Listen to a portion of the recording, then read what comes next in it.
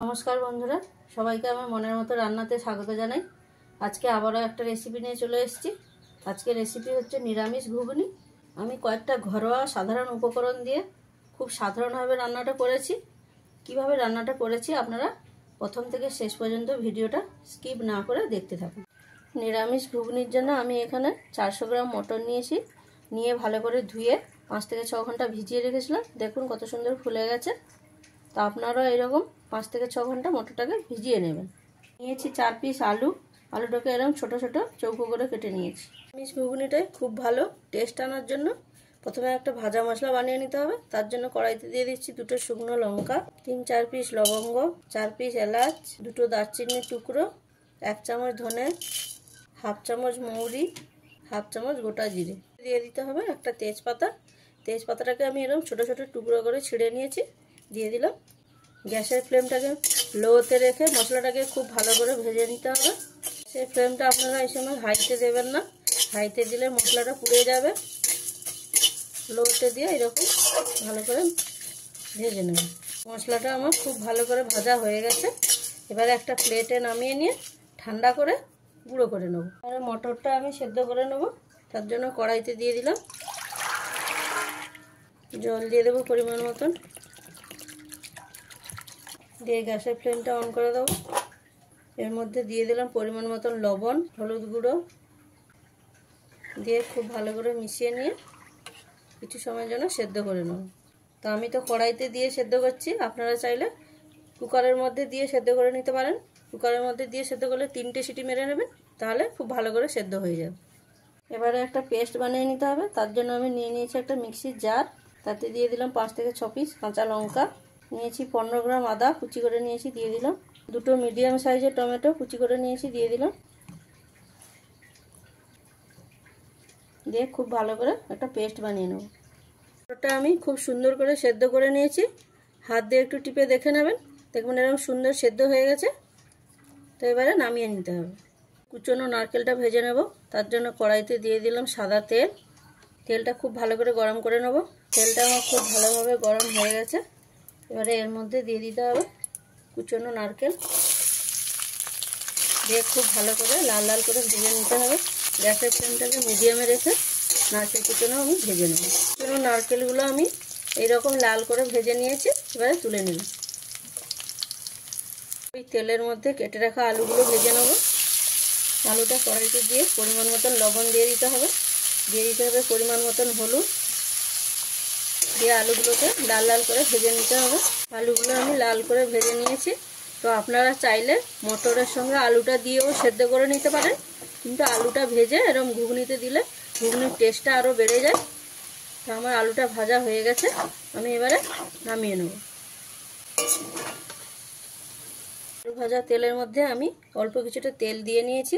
এবারে দিয়ে দেব ফোড়ন। ফোড়নের জন্য নিয়েছি একটা তেজপাতা, 2 টুকরো দারচিনি, 4 পিস এলাচ, 4 পিস লবঙ্গ, 2টো শুকনো লঙ্কা, আর নিয়েছি 1/2 চামচ গোটা জিরে। এটা তেলের মধ্যে দিয়ে দিলাম। এর সঙ্গে আর একটু দিয়ে দিতে হবে অল্প পরিমাণ হিং। হিংটা নিরামিষ ঘুগনিতে আপনারা অবশ্যই দিয়ে নেবেন, তাহলে দেখবে ঘুগনির টেস্টটা খুব ভালো আসে। এটা একটু ভাজা ভাজা করে নিতে হবে। এটা আমি হালকা ভেজে নিয়েছি। এবারে এর মধ্যে দিয়ে দিতে হবে বেটে রাখা আদা, টমেটো আর কাঁচা লঙ্কার পেস্ট।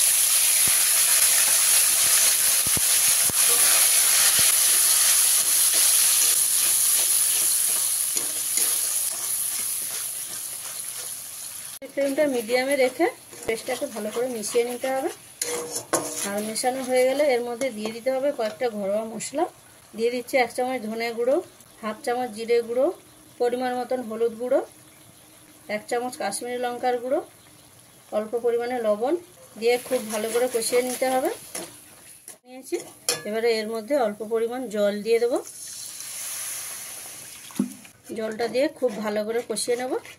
যতক্ষণ পর্যন্ত সম্পূর্ণ তেলটা ছেড়ে আসছে ততক্ষণ আপনাকে কষিয়ে নিতে হবে। এই সময় গ্যাসের ফ্লেমটাকে মিডিয়ামে রাখবেন, কোনো কারণে হাইতে দেবেন না, তাহলে মশলাটা পুড়ে যাবে, তাহলে তরকারির টেস্টটা ভালো আসবে না। এইভাবে ভালো করে মশলাটা আমি কষিয়ে নিচ্ছি। মশলাটা আমি 4 থেকে 5 মিনিট ভালো করে কষিয়ে নিয়েছি। দেখুন তেলটা সম্পূর্ণ ছেড়ে দিয়েছে। এবারে আপনাদের এর মধ্যে দিয়ে দিতে হবে ভেজে রাখা আলু, দিয়ে মশলার সঙ্গে ভালো করে মিশিয়ে নিতে হবে।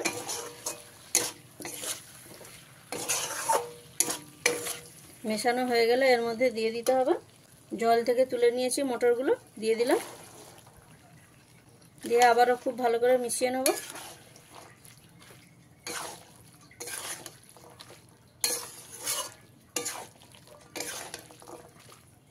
ঘুগনির মটরটা এরকম জল থেকে ছেঁকে নিয়ে মশলার সঙ্গে ভালো করে মিশিয়ে কষিয়ে নিতে হবে, তাহলে দেখবেন নিরামিষ ঘুগনির টেস্টটা ভালো আসে।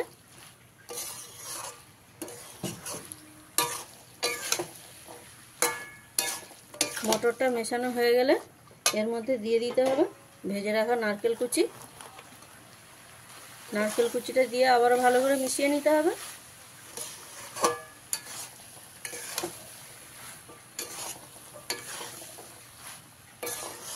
কিছুকে খুব ভালো করে মিশিয়ে নিয়েছি। এবারে এর মধ্যে আপনাদের দিয়ে দিতে হবে মটরের সেদ্ধ করা সেই জল। খুব বেশি জল দেবেন না, ঘুগনিটা সেমি গ্রেভি হবে, তার জন্য পরিমাণ মতন জল দিয়ে নেবেন।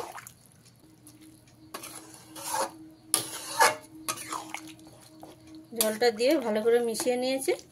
এবারে অল্প কিছু সময় ফুটিয়ে নেব। এটা খুব সুন্দর ফুটে গেছে। এবারে এর মধ্যে দিয়ে দিতে হবে ভেজে রাখা মশলা 2 চামচ, দিয়ে ভালো করে মিশিয়ে নিতে হবে। বন্ধুরা, আমি যেভাবে নিরামিষ ঘুগনিটা সাধারণ কয়েকটা ঘরোয়া জিনিস নিয়ে বানিয়েছি, আপনাদের অবশ্যই ভালো লাগবে। আর ভালো লাগলে চ্যানেলটাকে লাইক, কমেন্ট, শেয়ার এবং সাবস্ক্রাইব করবেন। আর এই রেসিপিটা বন্ধুরা আপনারা নিরামিষ দিনে, কোনো পুজো টুজোর দিনে আপনারা বানিয়ে লুচি পরোটার সঙ্গে খেতে পারবেন। তো শেষ পর্যায়ে এর মধ্যে দিয়ে দিতে হবে ধনেপাতা কুচি, আর সব শেষে দিয়ে দিতে হবে গরম মশলা অল্প পরিমাণে দিয়ে ভালো করে মিশিয়ে নিতে হবে। আর ভালো করে মিশিয়ে নিলে আপনাদের রান্না কমপ্লিট। তারপরে নামিয়ে নেব। রান্না কমপ্লিট, আমি নামিয়ে নিচ্ছি। আমি এইভাবে রান্নাটা হয়ে যাওয়ার পরে নামিয়ে নিয়েছি।